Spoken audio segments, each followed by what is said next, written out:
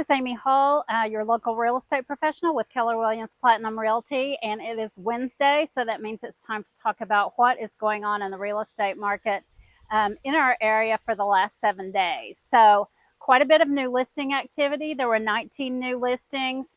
There were 6 in the 0 to 100, 6 in the 1 to 200, 3 in the 2 to 300, 2 in the 3 to 400, and 2 in the 4 to 500. So good activity across the board. 19 is quite a bit of listings for a 7-day period in the middle of July. So seeing lots of good things pop on the market. So pending, meaning it's gone under contract and they're working on abstracting and inspections and appraisal and all that good stuff. And there were 17 of those. So there almost as many went pending as we got new listings. Last week we had a bigger gap in there between those two things, but this week it's closing up some. So there were 17 that went pending, 7 in the 0 to 100, 7 in the 1 to 200, 2 in the 2 to 300, and 1 in the 500 and up. Nothing between 300 and 500. So majority of the activity, just like last week, it's in the 300 and under. Closings, there were 12 of those, and this is for Leflore County, combination of the Fort Smith MLS and the Tulsa MLS.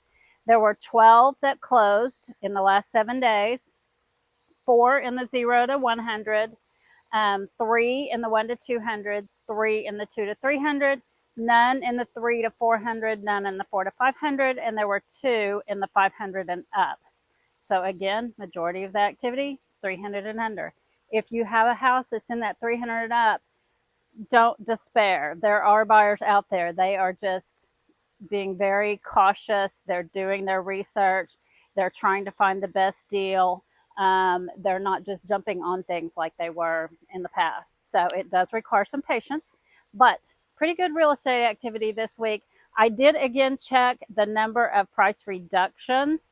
There were 29 price reductions in the last 7 days in Leflore County. So we're seeing sellers have to get a little more realistic about what is happening price-wise. Again, we're not having a crash, nothing like that. I would call it an adjustment. So that's why it's very important that your realtor be knowledgeable about what's going on in the market right now, not what went on a couple of years ago when things were crazy. So if I can help you with any of that, I would love to. It is still a great time to list and sell. The time to buy a house is now. The time to sell a house is now. So let me help you with that.